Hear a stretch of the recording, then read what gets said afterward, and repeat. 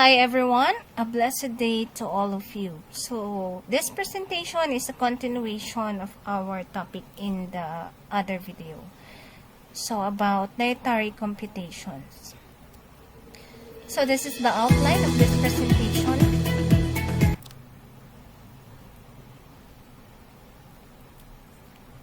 So let us proceed with our topic on dietary computation.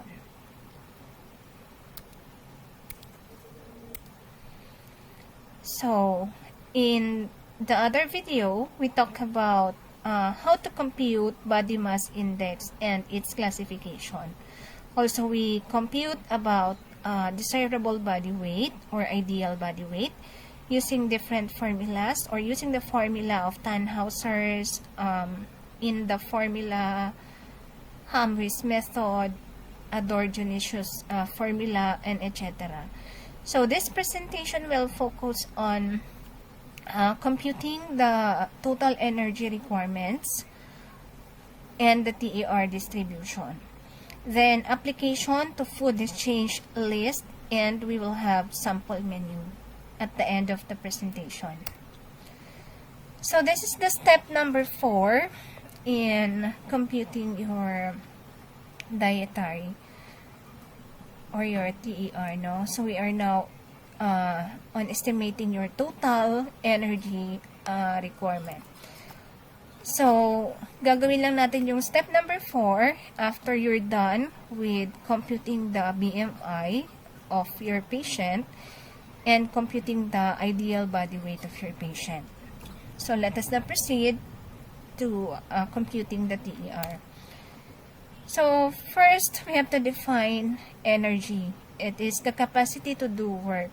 So, it is needed by the cells of our body for involuntary activities as well as for voluntary activities.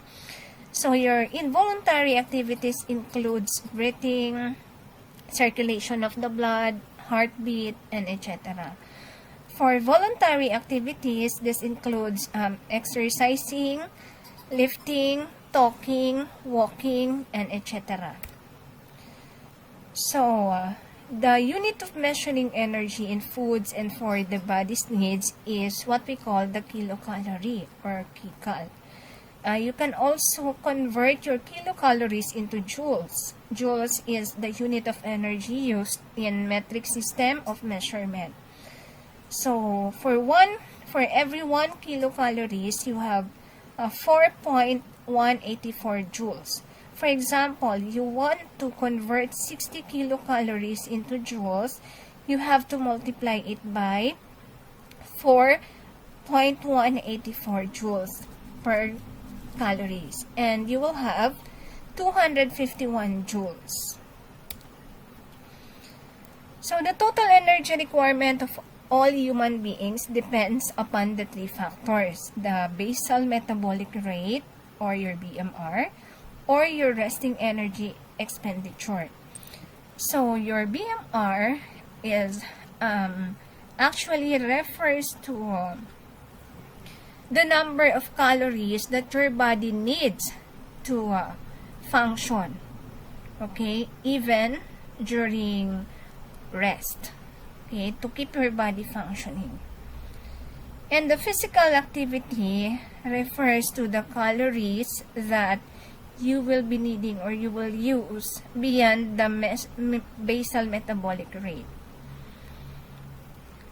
Okay, so the thermal effect of food or your DEF, previously known as a specific dynamic action of food, is refers to the amount of energy expenditure above the basal metabolic rate due to the cost of processing food for use and storage. So, i-compute natin yan.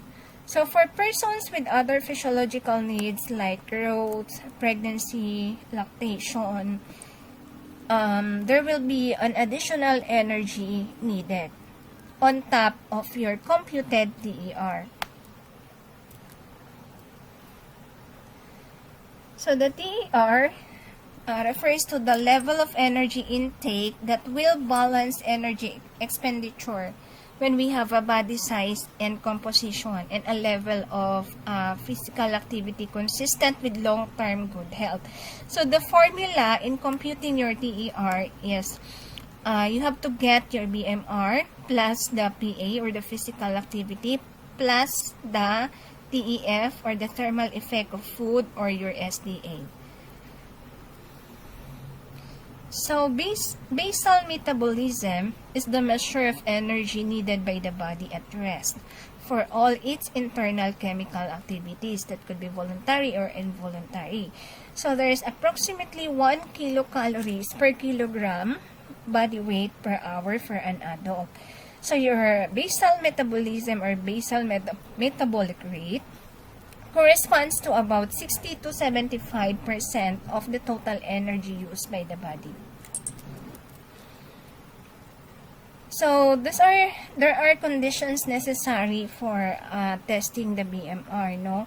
To ensure accuracy, the subject must be in fasting or post-absorptive state at least 12 hours after the meal. The test is usually taken in the morning.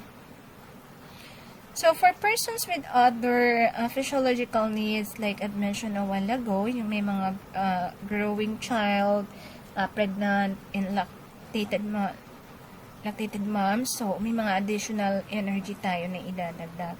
So, for pregnant women, on top of the normal requirement, on top of your computed TER, you have to add 300 kilocalories. For lactating women, you need to add at least 500 kilocalories on top of the computed TER. So, when you're taking for the BMR daw, the subject must be awake, lying quietly, free from physical fatigue, nervousness, or tension, as this causes an increase in heat production. So, the environmental temperature should be between 20 to 25 degrees Celsius so that the subject can maintain his body temperature.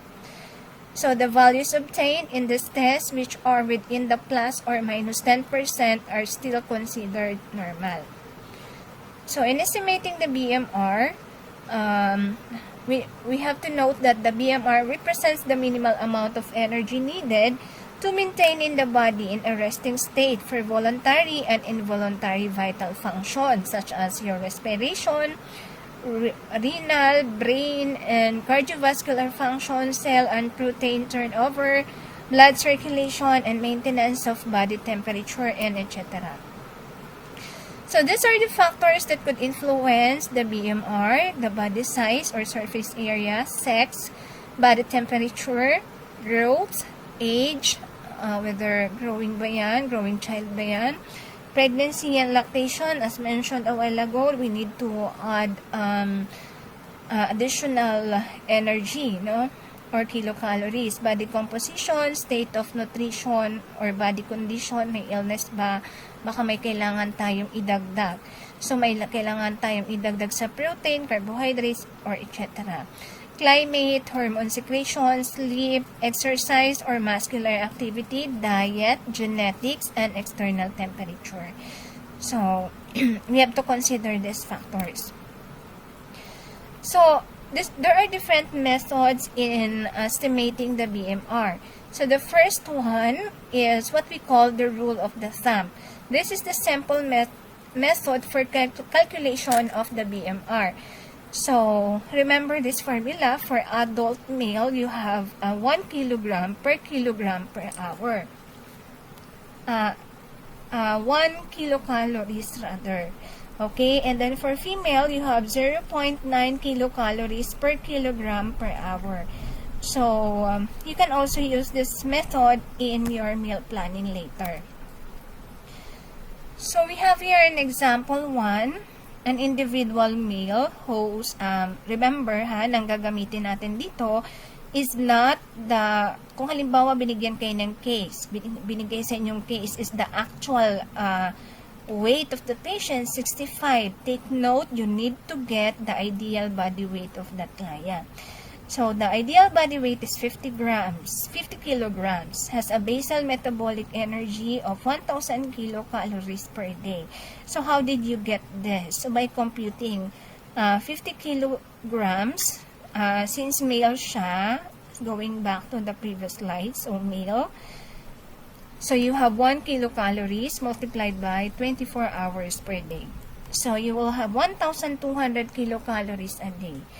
So this value, however, may not be applicable for obese or lean individuals.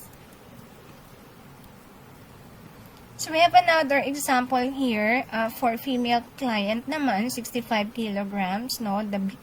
We are referring to IBW. So 65 kilograms multiplied by 0.9, since ito ay female, kilocalories per kilogram per hour multiplied by 24 hours per day.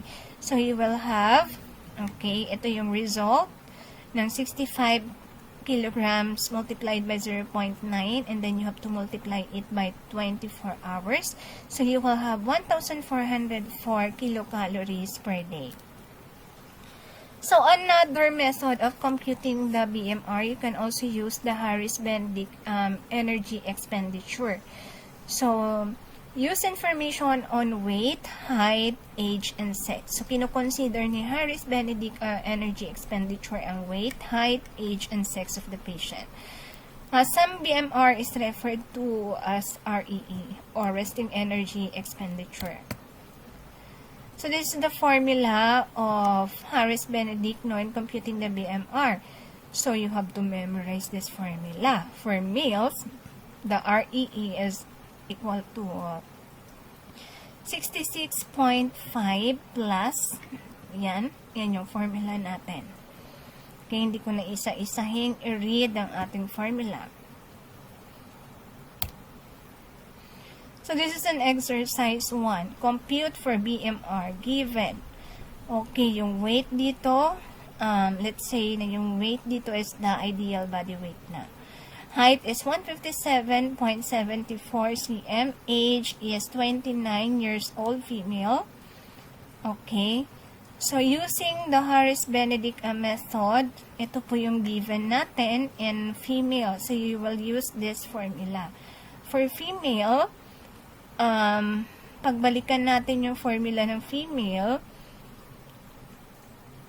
Okay, so ito po yung formula in computing REE for female, or basal metabolic rate. So going back to the example, so you have 655 plus, okay, 9.56 multiplied by 54 kilogram. Itong 9.56, itong 655, mga constant po yan.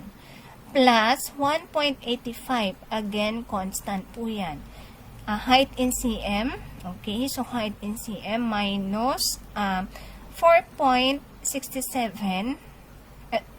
4.68, this is again constant, multiplied by age. Okay. So, unahin natin yan. So, ibababa ulit natin yung 655, which is constant. So, 9.56 times 54 will give you 518.4 plus 1.885 multiplied by 157.74 cm, that will give you 291.82 minus, kasi minus po siya, or subtract 4.68 multiplied by 29 years old. So, that will give you 135.72. So, itong tatlo ay parehong addition. So, you have to add this 3. That will give you 1,465.22. And then, you subtract 135.72 and you have now 1,329.50. Okay, so mag-i-stop lang muna tayo dyan. Okay, yung rounding off hanggang dalawang decimal point tayo. So, this is now your REE or your BMR using the formula of Harris-Benedict method. Okay. So, the third formula in computing the BMR, the biologic body weight, is another method in obtaining the metabolic or fat-free body size. The body weight raised to the 3/4 power once the metabolic weight size is known. So, based on weight in kilograms, this figure is multiplied by 70. Paano po yan? Okay. So, may table tayo, equivalent. No? Halimbawa, 5 kilograms. So, ito yung equivalent niya. Okay. So, am I too fast? So, ito yung mga equivalent ng per kilogram. So, we have here an example, a 50 kilograms man. Okay. REE. So, kunin mo muna, 50 kilograms. So, hanapin natin. So, 50 kilograms so is equal to 18.8. So, balikan natin ang example ulit. Okay, malayo tayo. So, 50, ang metabolic size niya is 18.8. Paki-remember. So, 50 kilograms REE para makuha mo yung BMR niya. So, 18.8 times 70. Ma'am, saan po galing yung 70? Galing po yan sa constant po yan. So, ang REE niya is 1,316 kilocalories. So, constant po itong 70. And then yung 18.5, titingnan natin sa table kung ilang kilogram siya. So, another formula, last one, no, according to World Health Organization and the Food Agriculture Organization and the United Nations University. Meron naman silang formula na ito yon, REE is equal to 11.6 times weight in kilogram plus 879. And again, this is constant and this one is also constant. So, 50 kilogram man will have an REE of, ayan, so, 11.6 times 50 kilogram plus 879, that will give you 1,459 kilocalories. So, pinapakita ko muna sa inyo ang mga actual. So, pwede kayong mag-round off to nearest 50. Pwede na mangyari dyan is 1,005. Pwede natin gawing 1,500. Ayan.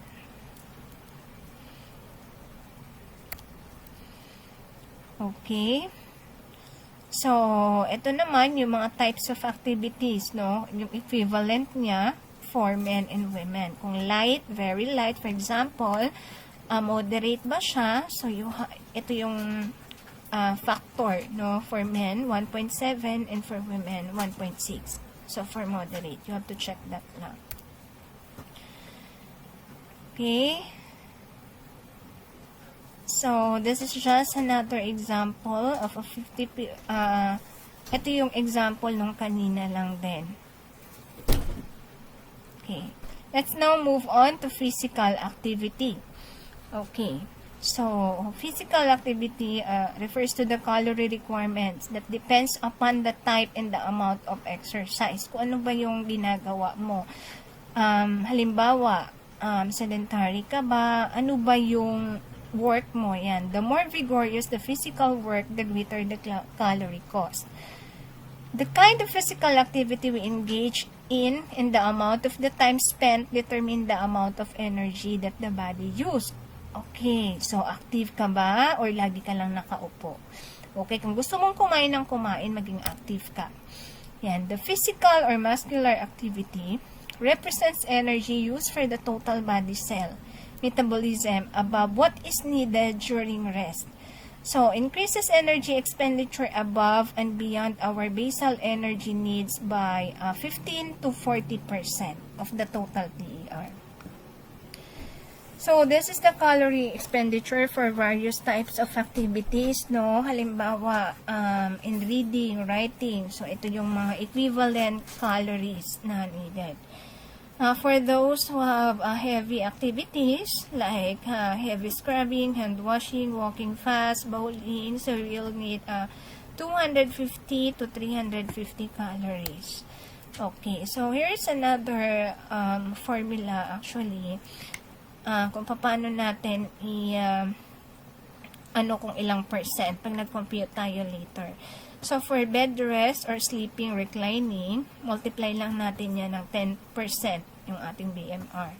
For sedentary, so nakuha na natin yung BMR, yun lang po yung ibig sabihin, no? Sa physical activity, diba? You computed already your BMR. So, sedentary, 30%. Light worker, 50%. Moderate worker, 75%. Heavy worker is 100%. So, how will you differentiate or how will you know if where you belong? Light worker ka ba? Moderate worker ka ba? So, let's check this table. Okay?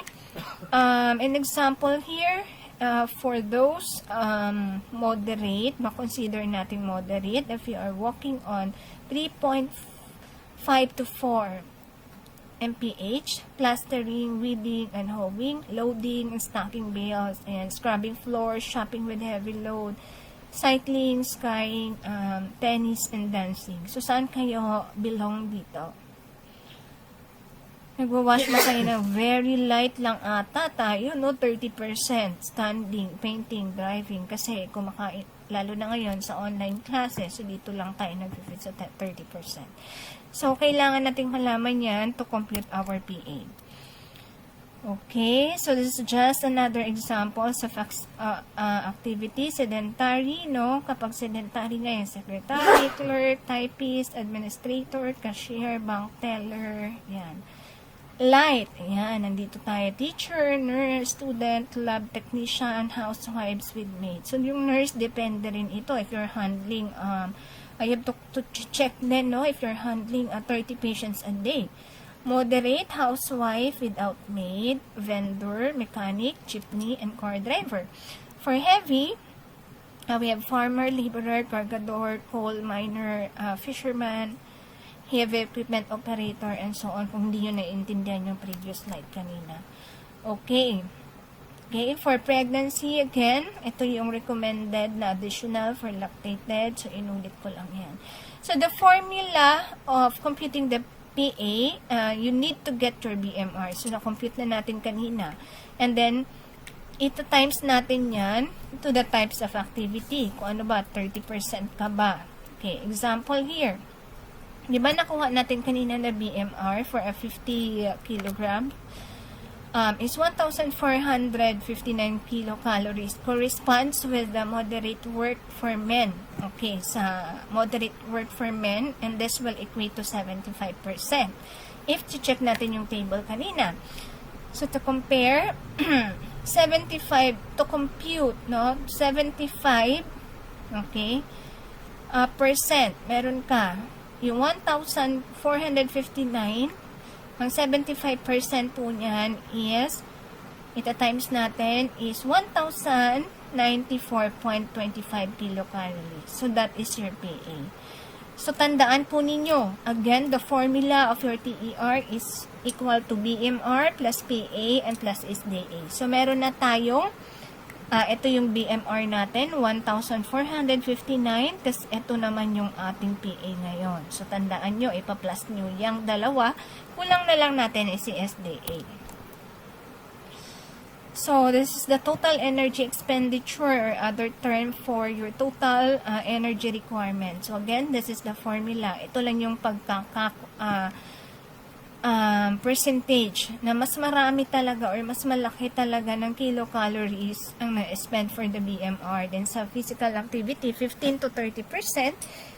Yan, sa TER. SDA rather ito. This is SDA, 7 to 13%. So, the energy balance refers to the amount of energy taken in by an individual should be equal to the amount of energy expended during the day. So, balance ba, no? Energy balance is equal to energy intake minus energy expenditure. So, energy imbalance, no? We have undernutrition and underweightness. So, when we say undernutrition, it refers to a person indicate that their body weight is 10% or lower than their ideal body weight or DBW. When we say underweightness, when energy intake is less than the energy expenditure, resulting in negative energy balance. So, to gain weight, you have to, if you want to gain weight, you have to consume an additional of 500 kilocalories per day on top of the computed TER. So, a person should have gained a pound of a body weight. So for overweight, this means extra weight in a form of body fat. Overweightness is a term to denote that a person is over his or her desirable body weight by 15% or more. So, nakuha mo yung ideal body weight, i-multiply mo yun ng 15%. Okay. So, for reducing weight, this may be done through increased physical activity and by cutting back on unnecessary food by 500 kilocalories per day.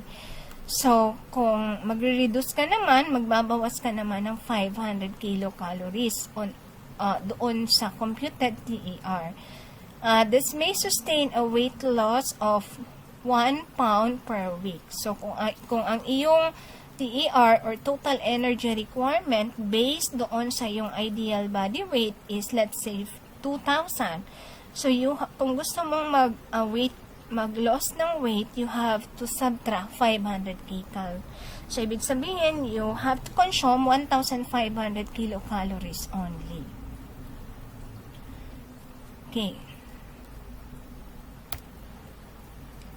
So, let us now proceed to the specific dynamic action or your thermal effect of food. Diba meron na tayong BMR and the PA na compute na natin. So, para ma-complete natin, makuha natin kung ilan talaga yung TER, we have to compute for the SDA.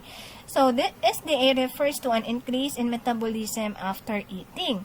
So, it's an energy expended when the food is digested, absorbed, and metabolized.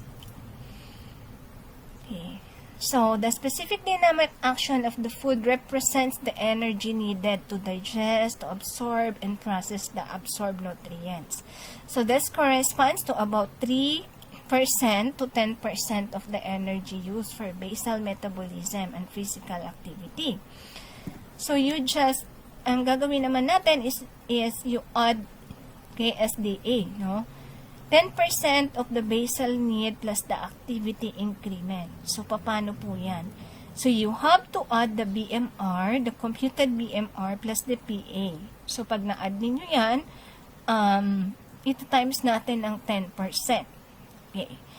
So, yung 10% nitong BMR plus PA is now your SDA. So, di ba nakuha natin kanina yung BMR 1,459 plus yung PA 1,094.25. So, the 10% of this is 255.33 kilocalories per day. So, that is your SDA. So, you have now your SDA. So, now you can compute for your total energy requirement. So, diba, the formula in computing the TER is BMR plus PA plus SDA. So, the TER is equal to, BMR natin, 1,459 plus the PA, 1,094.25 plus your SDA, 255.33. So, that will give you a total energy requirement of 2,808.58 kilocalories per day. So, remember, babalikan mo yun kung sino yung patient, ano yung ideal body weight ni patient, male ba siya or female. Okay. So, to estimate naman the total energy needs for the following, no, may mga special considerations din tayo, even if you check your FEL, meron din doon formula. So, to compute for the infant, no, age 1 to 6 months, okay, 120 kilocalories per kilogram times DBW. So, kunin mo na natin yung DBW. Okay, for 7 to 12 months naman, 110 kilocalories per kilogram times yan DBW. Okay, example, for a 4-month-old. Okay. So, ito yung constant natin, 120 kilocalories per kilogram times 5.4 yung kanyang DBW.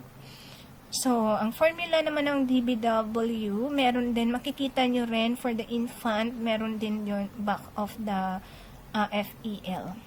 Okay, so, ang ating TER for the 4-month-old is 648 or around of natin to 650 calories.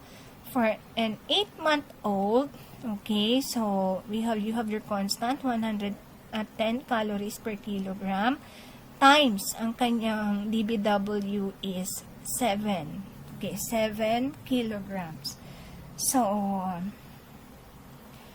that will give you 770 or you can round off pababa tayo. 770, so you can round off to 750 calories, no? So, by 50 kasi ang round off pagka sa TER na. Okay. So, for children naman, okay, so, we have this formula. So, constant is 100 plus 100 times age in years. So, example, for a 7-year-old child, so, you have 1,000 plus 100 multiplied by 7. So, that will give you 1,700 kilocalories. So, for adult, you can use any of the 4 methods discussed in the previous slides. And then, again, this is the formula. Always round off to nearest 50. So, example A. So, we have an example A here. Our subject is a 5-feet male teacher. Okay. So, we have to compute first the ideal body weight. So, ano yung kanyang ideal body weight? So, we will be using the Tannhauser's formula. So, 5 feet times 12 inches. Kasi in 1 feet, meron kang 12 inches. So, that will give you 60 inches. Okay. Times, kailangan kasi natin i-convert ito into centimeter. So, 60 inches times 2.54 cm. Kasi in 1 inch, meron tayong 2.54. So, that will give you 152.4 cm. Okay. So, para makuha natin yung DBW niya, constant po itong 100. So, you have 152.4 minus 100. Okay, babawasan natin yan ng 10%. Ma'am, babalikan na naman ninyo. Magtatanong na naman kayo, ma'am, bakit mali yung computation? Kukunin mo muna kasi ang result nito. So, kunin mo muna ang result. Ang matitira po niyan is 52.4. Then, kunin mo yung 10% ng 52.4.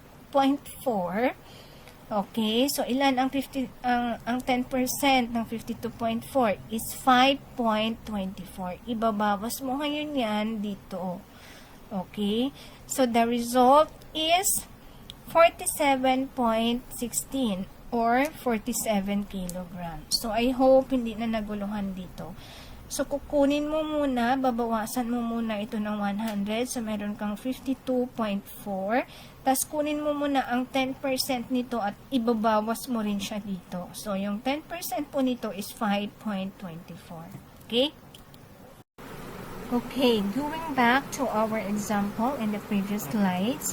So we have to compute the TER for our patient. To compute the TER, you have to add the BMR plus PA plus SDA.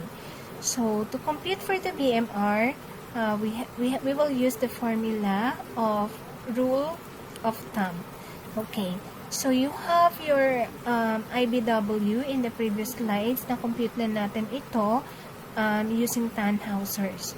So, you have 47 kilograms multiplied by 1 calories per kilogram per day times 24 hours per day.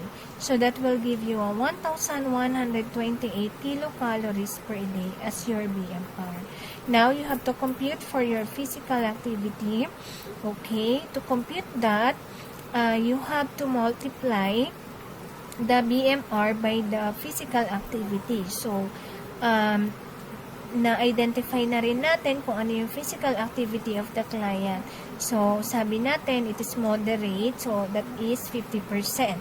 Okay, based on the table in the previous slides again. So, 1,128 multiplied by 50%, you have 564 as your PA.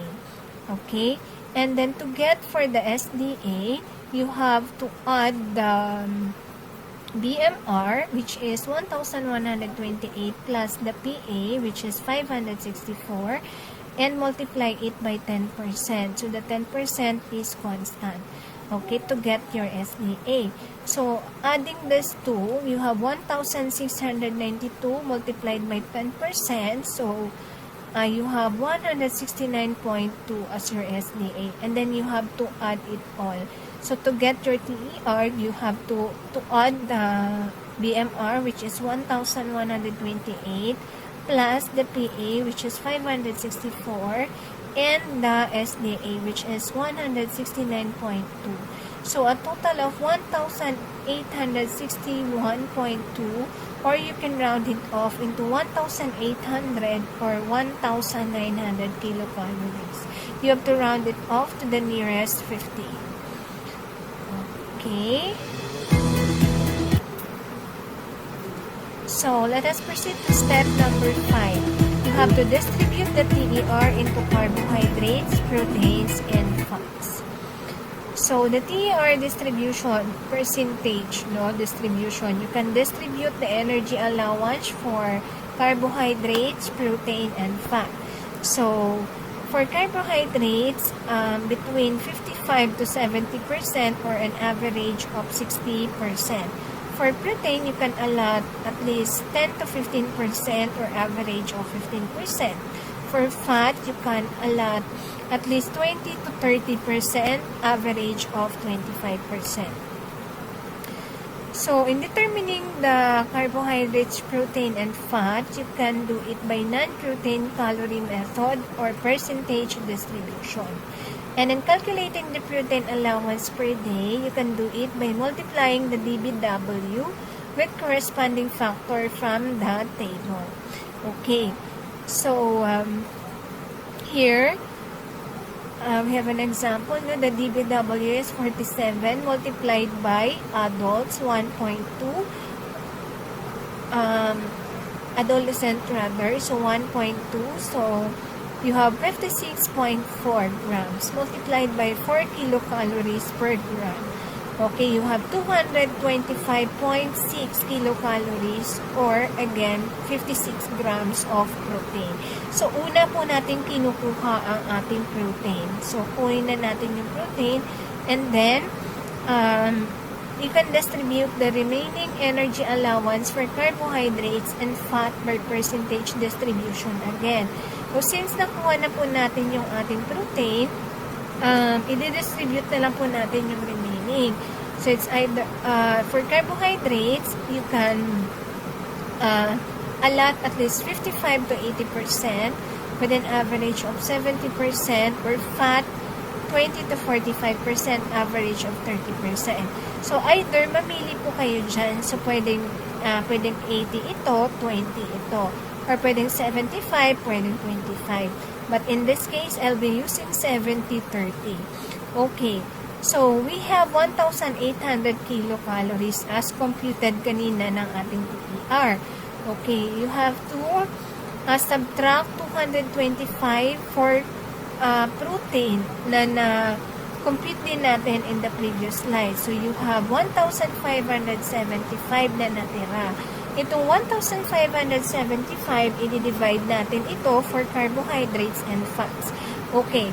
So, 70% of 1,575 will be allotted for your carbohydrates. So, you have 1,102 kilocalories. And then, to get the grams, kung ilan ang grams, kasi yung ating prescription liter is in grams. Okay, you have to divide it by 4 kilocalories per gram. So, that will give you 275.63 grams for your carbohydrates. And then, to get your fat, we have the 1,575 and again this one. and you allot 30% for fat, multiply it by 0.30. So you have 472.5 kilocalories. And then to get the grams, okay, you have to divide it by 9. So you have now 52.5 grams. Okay? So here we have an example note for our client. The DBW of our client is 47 kilograms. And we computed the BMI as you learned in the previous video. So we have 20, and then the classification of your 20 BMI is under normal. Okay, so meaning normal po ang BMI na to. And to compute, okay, our TER is 1,800 kilocalories as computed again. And ito na-compute na rin natin. Ito yung prescription natin for carbohydrates. You have 280 grams. Protein, you have 52 grams. And fat, you have 52 grams. So, lahat po ito ay ating ilalagay later sa ating food exchange list. Okay? Okay, your step number 6, we have to formulate diet prescription. So, insert in the correct format the computed TER and distribution of CHO, protein, and fat. CHO stands for carbohydrates. Okay, the TER is 1,800 again. So, ito yung prescription natin. So, that was mentioned again in the previous slides. And then, step number 7, translate the diet prescription into food exchanges. Now, it's time for us to use the food exchange list. Okay, so for the food exchange list, actually, this is one of the basic tools in applied nutrition and diet therapy. So it can be used in meal planning, diet instruction, and in estimating the macronutrient content of the normal and therapeutic diet. The food intake or diets may be evaluated using the food exchange system. So to give you an overview of how our food exchange list look like. So, ito yung composition of food exchange list. Now, from vegetable, meron tayong list from 1A up to 7 groups of food. So, titingnan natin yan. So, may mga equivalent din yan for vegetable A. So, wala po siyang content ng carbohydrates, protein, fat, and energy. So, yung mga nakalalagay na ganyan, so, ibig sabihin wala siyang factor. Okay. For vegetable B, for example, a 1/2 cup raw or 1/2 cup cook, okay, meron siyang equivalent to 3 grams. No? Yung 1 exchange, merong 3 grams. Ibig kasi sabihin nito ay yung 1 exchange, 3 grams of carbohydrates, and merong 1 gram of protein. So, paano po siya naging 16? You have to multiply your carbohydrates kung ano po yung factor, fuel factor natin. So, the fuel factor for your carbohydrates is 4, and the fuel factor for your protein is, again, is also 4. Okay, so that kapag tinotal natin yun, 16. So, may example naman ako later. So, papakita ko lang sa inyo. So, ito yung list of foods, no? Ang ibig sabihin po nito, 1 exchange kapag 1 cup raw or 25 grams or 1/2 cup cook or 45 grams ng any of this would be equivalent to 1 exchange. So, naintindihan. So, 1 cup ng alugbate, that is equivalent to 1 exchange. Tapos, paano mo makita? Wala itong value, no, ang A. So, wala siyang value. For example, another example is for the group B. Okay, vegetable pa rin, no? So, 1/2 cup raw, 40 grams, or 1/2 cup cook, 45 grams. That is equivalent to 1 exchange. So, halimbawa, kumain ka ng okra na 1/2 cup cook. So, that is equivalent to 1 exchange. So, ngayon, titingnan natin kung may protein ba yan, may fats ba yan. So, for the vegetable, meron siyang 3 grams ang 1 exchange. Okay, may 1. Okay, wala siyang fat. So, ganun po ang ibig sabihin. So, you can Yan, may mga list of fruits. Yan. So, there is an instruction naman dito sa baba. So, I will be posting this example of how to use the food exchange list table in the meal planning. So, you just read this one and follow the steps. Okay? So, for the diet prescription, so may example din siya kung paano. Yan. So, din-distribute siya. Okay? So, may example din ako. But here, merong determinants of desirable body weight. So, ito yung mga formula na hindi ko na-discuss in my slides. Okay? Of how to compute the DBW for first 6 months, for 7 to 12 months. Okay? So, you have here the formula. For adult, okay?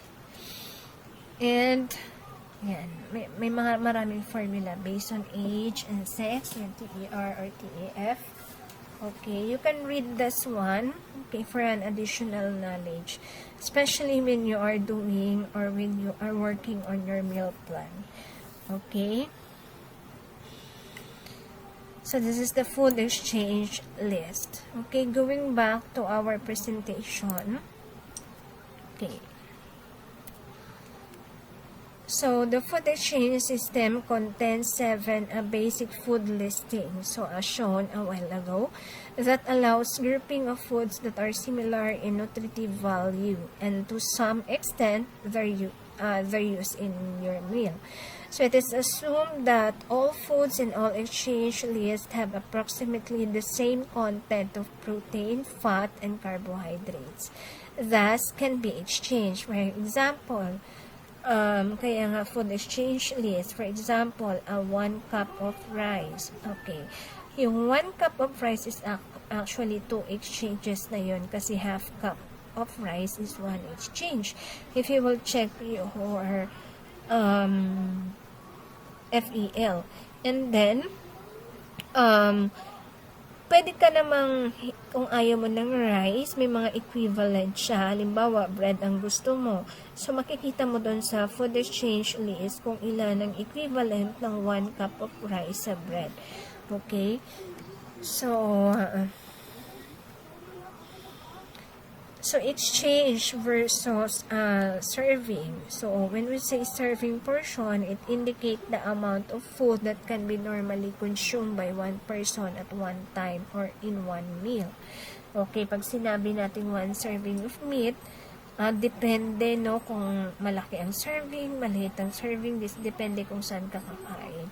But then, meron tayong anong pinagkaiba niya with 1 exchange of meat? Kasi if you will check the food exchange list, pwede kasi yung 1 serving ng isang restaurant, pwede siyang marami pala ang exchange ng meat na yon. Pwedeng 3 exchange of meat ang nasa loob ng isang serving na siniserve.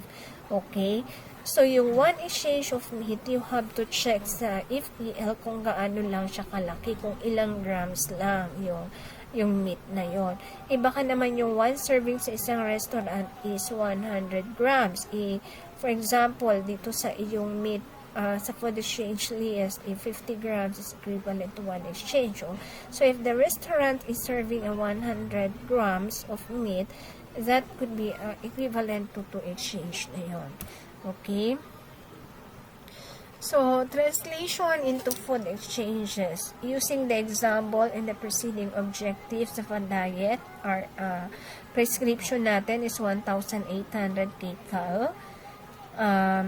We divided it into carbohydrates, protein, and fats. So, for carbohydrates, you have 280 grams, 52 grams for protein, and 52 grams for fat. So, we have to list the foods furnishing carbohydrates with the exception of rice. So, isusulat na muna natin lahat, yung vegetable A, vegetable B, fruit, milk, and sugar. So, this is your table.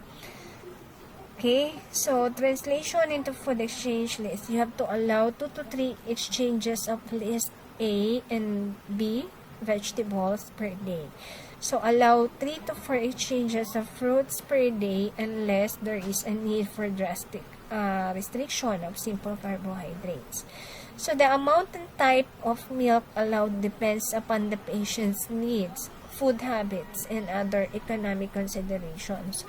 So it's up to you if you will give 2 exchange of milk in the morning, or 1 exchange in the morning and 1 in the evening.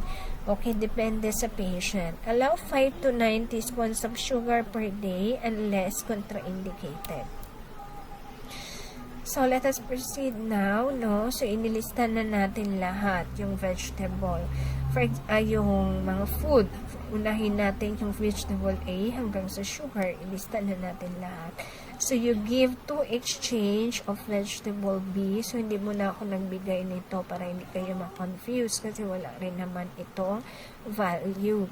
Okay, sabi natin, if you will check, so if you have your food exchange list, makikita po natin that 1 exchange of vegetable B, meron ditong 3 grams and meron 1 gram. So, since 2 ang binigay natin, 2 exchange, so 2 times 3. Okay, kasi 3 po yung nakalagay, so you have 6 grams. And dito sa protein, ang 1 exchange daw ay meron siyang 1 gram din ng protein. So, you have, since dalawa ang exchange, so 2 times 1 so equals 2. Okay. So, saan naman ito? So, to compute for, kasi naka-grams po yan, 6 grams, 2 grams. Okay, kailangan nating makuha yung kilocalories, no, para sa ating energy. So, the fuel factor of your CHO is 24. So, therefore, 6 multiplied by 4 is equal to 24. Okay? Fuel factor of your protein is 4. So, you have 2 grams multiplied by 4 is 8. So, you have to add 24 plus 8 so that it equal to 32 kilocalories for this one. So, for the fruits naman, yung 1 exchange, meron siyang 10 grams. Ma'am, saan po galing yung 10 grams? Again, you check your FEL. So, since 4 exchanges ang binigay natin, we have to multiply it by 10. So, 4 times 10, so that is 40. And then, what is the fuel factor again of your CHO is 4. So, 40 times 4, so that is 160. So, dinerecho ko na siya dito kasi isa lang naman siya. Okay, for the milk, hindi ko na rin nasulatan ito. For milk, let's see let's go back to the food exchange list para mas malinawan kayo for the milk, no, kung anong klaseng milk yung inano niya. Okay, for the milk, low fat, okay, may low fat, may medium fat. So, kapag low fat, you have 8. So, 1 exchange, merong 8 grams na protein, wala po siyang carbohydrates, and merong 1 gram of fat. So, let's see. Okay. So, ang milk na binigay natin is whole milk. Okay, sorry, nandito pala ako sa low fat, no? So, whole milk tayo. Okay, so, balik. This is for meat, no? So, balik tayo sa milk, no? Whole milk ang ginamit natin. So, in 1 exchange, okay, sorry mali yung kanina kasi sa meat ako nakatingin. Medyo antok na. Okay, for the milk, okay, you have the whole milk. Okay, for carbohydrates, you have, in 1 exchange, meron kang 12. Merong 8 na protein, grams po yan, and then 10 grams of fats for the whole milk. So, ano ba ang binigay natin dito? So, whole milk ito. So, 1 exchange na meron siyang 12 grams of carbohydrates, 8 grams of protein, and 10 grams of fat. So, again, the fuel factor, gagamitan ulit natin ito ng fuel factor. 12 times 4, that is 48. Okay, hindi ako makapagsulat ng number. So, that is 48. And then, 8 times, okay, Dito tayo, 8 times 4 pa din yung sa protein, so that is 32. Okay? 32 plus 48, so that's 80 plus 10. Ang fuel factor naman ng ating fat is 9. So 10 times 9, so that is 90. So 80 plus 90, so that a total of 170. So, for your sugar, so you do the same, no, on the step. So, tingnan nyo ulit, nagbigay tayo ng 5 exchange. So, ano naman ang equivalent ng, or ilang grams meron sa sugar. So, babalikan ulit natin yung ating FEL list. So, doon, merong ang 1 exchange of sugar, merong merong 5 grams ang 1 exchange of sugar. So, 5 times 5, kasi 5 ang binigay natin, you have 25. And you have to multiply it sa fuel factor ng iyong carbohydrates, which is 4. So, 25 multiplied by 4, so you have an energy or kilocalories for the sugar as 100. Okay. So, for you to determine how many rice exchanges, you have to add the CHO or the carbohydrates from vegetables, fruit, milk, and sugar. And then you have to subtract the sum from the prescribed CHO. And then you divide the difference by 23 grams carbohydrates furnished by 1 exchange of rice. So, the nearest whole quotient is the number of the rice exchange allowed. Okay, so here, so i-add po natin lahat yung grams, no? 6 plus 40 plus 12 plus 25, so you have 83. So 83 grams na ang ating na-consume, no? Okay. So, kindly disregard this one kasi binago natin ito. This is no longer 255. This is already 280. Kasi nag-change ako ng ating, hindi ko lang ito napalitan, nag-change ako ng ating prescription doon sa taas. Okay? So, but still the same. 83 pa rin yung total nito, but just disregard the 255 grams, no, dahil 280 po yan. Okay. And then, so, okay, so ito na yon, no, 280 grams yung ating prescribed na carbohydrates, ma-minus natin doon. We have to subtract the 83 grams na nagamit na natin for vegetable and fruits. Now, you have 197 grams pa. So, meron ka pang 197 grams na carbohydrates na pwede nating magamit. And then, di ba chine-check natin kung ilan for the rice. So, 1 exchange of rice, meron siyang 23. So, constant na itong 23 grams per rice exchange. So, you have to divide it. So, ibig sabihin, you can have 8.57 or 8.5 ang nilagay ko dito, exchanges of rice. If you check your FEL, actually, a 1 exchange of rice is equivalent to half, no, for steamed rice, so half cup.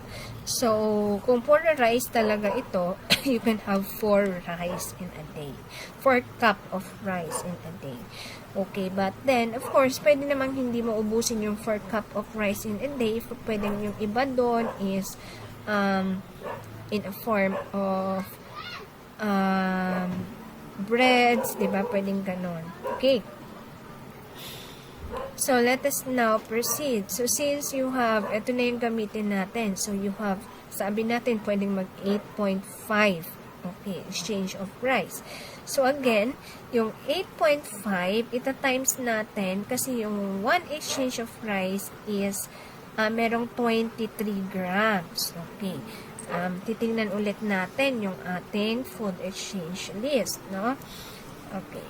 So, pag titingnan mo ulit yung iyong food exchange list, okay, ayan. So, for the rice, meron kang 23 grams per exchange and sa under your carbohydrates, and you have 2 grams of protein.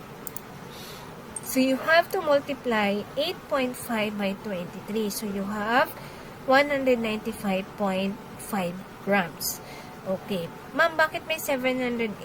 Of course, you have to multiply it again to 4, the fuel factor of your carbohydrates. And then 2, 8.5 multiplied by 2, okay, that will give you 17. Okay, 17. So, 17 multiplied by 4, the fuel factor of your protein, so 68. And then you have to add this 2, and you have now 850 kilocalories that you get from the 8.5 exchanges of rice. Okay, so translation into food exchanges. To determine how many meat naman and fish exchanges are allowed, you have to add the protein furnished by the food groups already listed. And then subtract the sum from the prescribed protein, and then divide the difference by 8 or grams protein per meat and fish exchange. Okay, constant din tayo dyan. Nasa ating FEL din yan. The nearest whole quotient is the number of meat and fish exchange allowed. Okay. So, when calculating grams of fat per meat and fish exchange, use the fat value that best represents the client's usual intake. So, meron tayong medium fat or low fat. So, medium fat and fish exchange for individuals consuming a sufficiently varied diet. For low fat and fish exchange, it is for individuals on fat-restricted talaga diet. Alright. So, here, i-add naman natin lahat ng protein. Okay. So, from vegetable B, meron kang 2 grams, meron kang milk na 8 grams, plus yung nakuha mo sa rice na protein, 17 grams. Okay, you have to add this. So, you have 27 grams. Yung pong grams ang ating i-add, not the kilocalories. Okay, kasi yung prescription natin is nilagay na natin into grams. Okay, so the 52 grams, which is the prescribed protein, minus natin, or we subtract the 27 grams, no, na na-consume na, nagamit na natin. Okay. So, meron tayong natirang 25 grams of protein pa. So, you can divide it into 8 grams per meat exchange. Again, this is constant kasi ito po yung laman or sa isang exchange of meat, meron po siyang 1 gram. So, that meron po siyang 8 grams. So, that is constant already. So, pag dinivide mo yan, you have 3.13 exchanges of meat and fish na natira. Okay, so, ang sabi niya, 3.13. So, pwede naman natin i-adjust yan into pwedeng 3 lang or pwedeng 4. Kasi para din ma-adjust natin yung makukuha natin later na total ng ating makakamit natin yung sa prescription. Okay, for the 2 exchange, ay yung mga low-fat meat and medium fat meat, wala po siyang carbohydrates. Meron lang siyang protein. Okay, sa bawat exchange, merong 16. Okay, for the low-fat, bawat exchange merong 8. So, you have to multiply it by 2. So, you have 16. And then, multiply it, the fuel factor, you have 64. Kcal ito. And again, this is gram. Okay, so, per exchange, meron siyang 1 grams of fat. So, dahil 2 exchange yan, 1 times 2, so you have 2 grams of fats. And then again, para makuha mo yung kilocalories, you have to multiply it by the fuel factor of the fat, which is 9. 2 times 9. So, you add 64 plus 18, so you have 82 energy or kilocalories from the low-fat meat. So, for the medium fat meat naman, we allot 2 exchanges. So, again, 1 exchange has 8 grams. So, you have to multiply 8 by 2. So, you have 16. And then, multiply it to the fuel factor, 64. Okay? So, here, meron siyang 6 grams of fat per 1 exchange of medium fat meat, no? Merong 6 grams. So, 6 times 2, kasi 2 exchange binigay mo, so you have 12 grams. 12 grams multiplied by 9, the fuel factor of your fat again, so you have 108. So, 64 plus 108, so you have 172 kilocalories that you will get from the medium fat meat. Okay? So, follow the same procedure for fat using naman 5 as the divisor. Since one fat exchange contains 5 grams of fat. So, an allowance of plus minus 50 kilocalories for energy are given. So, the fractions of servings are avoided. Okay, na-avoid natin. Pero here, pinapakita ko na lang sa inyo yung mga points. So, pwede naman natin i-hand off yan. So, again, you have to calculate. I-calculate natin yung partial calculation sa fat na na-consume na natin. So, doon sa mga nilist natin sa milk, meron siyang 10 grams of fats. I-add natin yan. Yung 2 grams of fat from the meat, low-fat meat, and the 12 grams from the medium-fat meat. So, you have 10, 2, and 12. So, a total of 24. Okay, so your prescription, no, ang prescribed natin is 52 grams of prescribed fat. So, nagamit na natin yung 24, you have 25 grams na natira. So, 25 grams divided by 5 grams per fat exchange, you still have 5 exchanges of fat. Okay. Kung gaano po ba kadami yung 5 exchanges of fat? Actually, ito yung mga cooking oil, 1 teaspoon lang yung 1 exchange. So, di ba imposible pag nagprito ng manok, 1 teaspoon, maluluto na ba yun? Okay. Ayan. So, ibig sabihin talaga bawas ng fats yan. So, at least ito may 5 siya. So, yung ating fat, wala po siyang carbohydrates, walang grams, wala pong protein. So, meron lang siya dito po sa fat. Okay. So, bawat exchange, 1 exchange of fat, meron po siyang 5 grams of fat. So, since we will give 5 exchanges, so 5 times 5, so you have now 25. Okay. So, the fuel factor of your fat is again 9, so you have to multiply 25 by 9. So, you have 225. Oh no, this is another typographical error. Okay, I cannot edit it for now. Okay, let's try. Kasi hindi nag-appear yung... So, this is 225. Okay? So, this is 225. The same here. So, that is 225. Alright. So, going back to our presentation. Okay, this is 225. Hindi ko siya na-edit. Okay, and then you add it, i-add natin. So, syempre, ito mabago rin yung ating nito. So, LC. So, i-add natin to para makuha natin. So, add natin lahat yung grams lang. 6 plus 40 plus 12 plus 25 plus 195.5. So, you have 278.5 grams of carbohydrates. So, if you will go back to the previous slides, ang ating prescription po is 280 for carbohydrates. So, we're allowed plus minus at least 5, no? So, pasok tayo. So, 278. So, dito naman, you have to add the 2, 8, 17, 16, and 16. So, you have 59.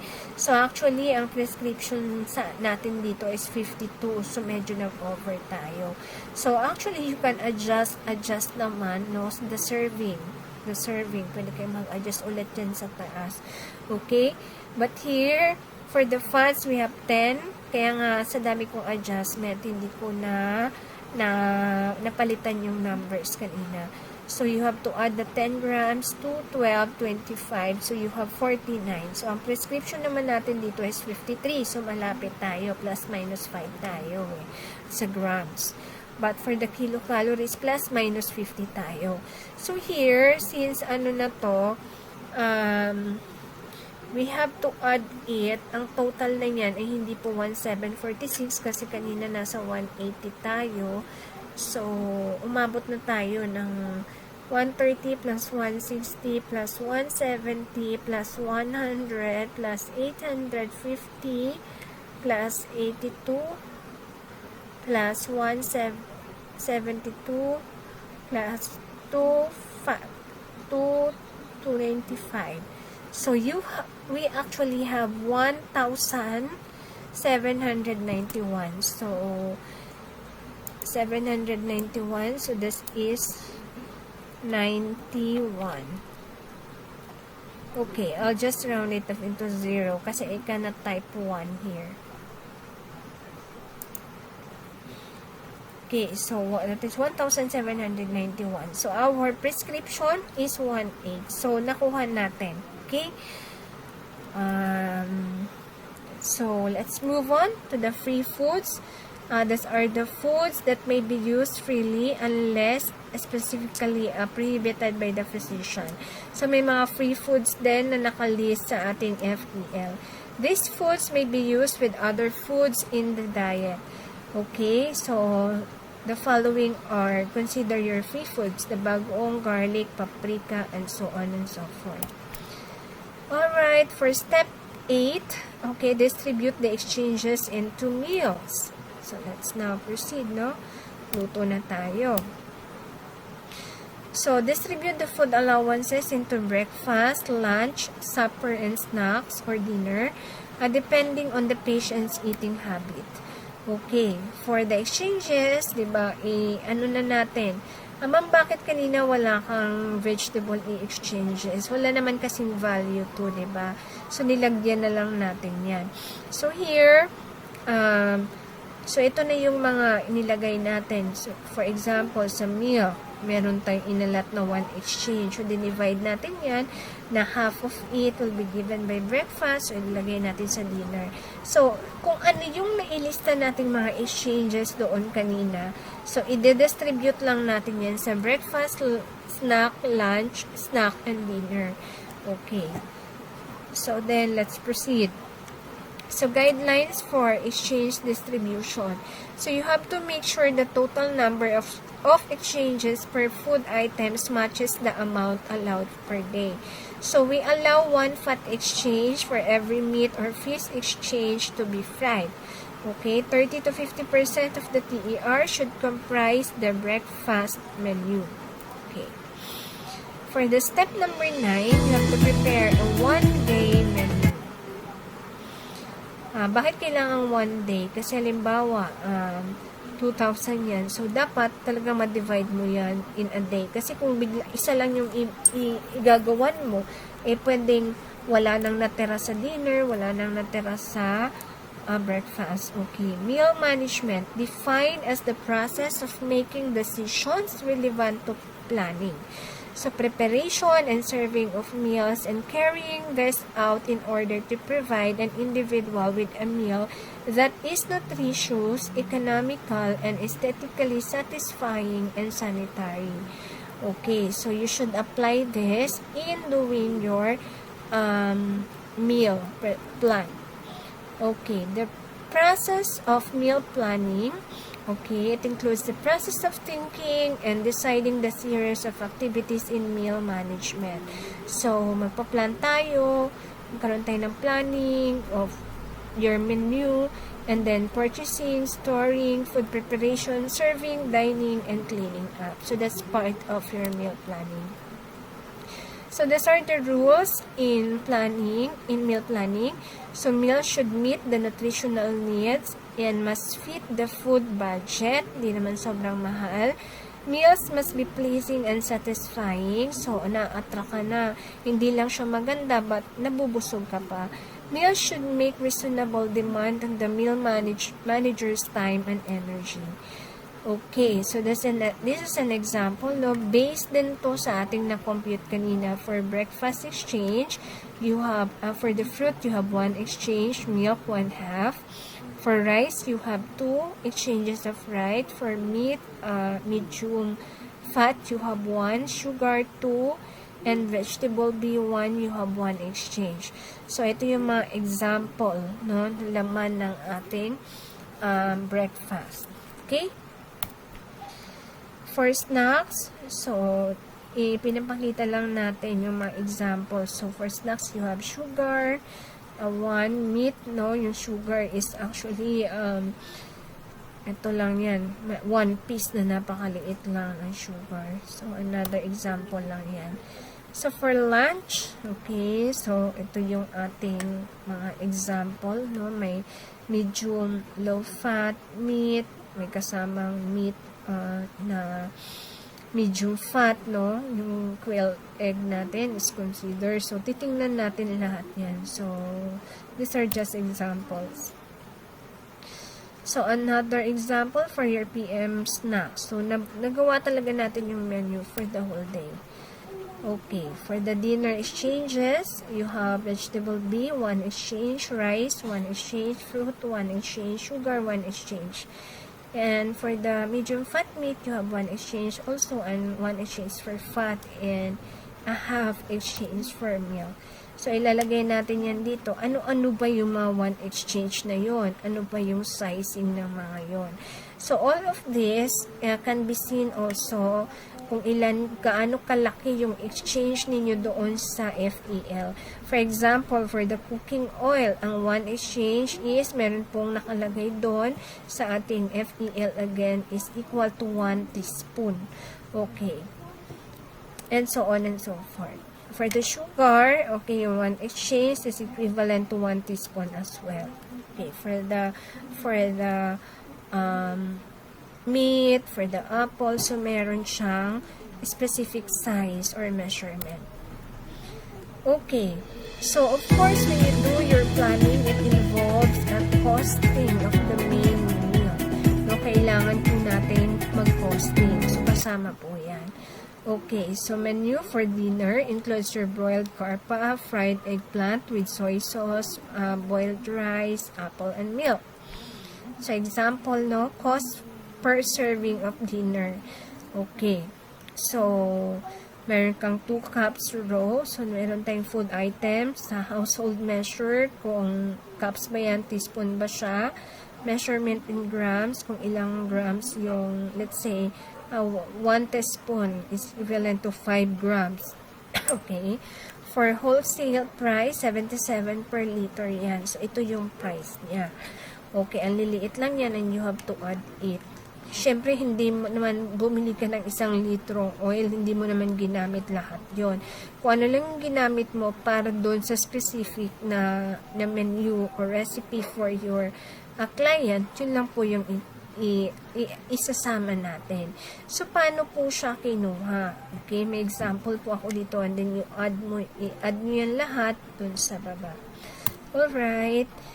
So, here, paano siya kinompute? For example, okay, balikan natin yung sugar. Okay, white sugar. 1 teaspoon lang naman yung ginamit niya. So, that's equivalent to 5 grams, no? So, 65 per kilo daw yung white sugar. So, ang na-spend is 0.33 lang, no? Yung i-add natin. So, paano niya kinompute? Paano nakuha yung 0.33? So, yung 1 kilogram mo, meron po yung 1,000 milligram or grams or milliliter. So, yung 1 teaspoon na ginamit natin is equal to 1 ml. Okay, or 5 ml rather.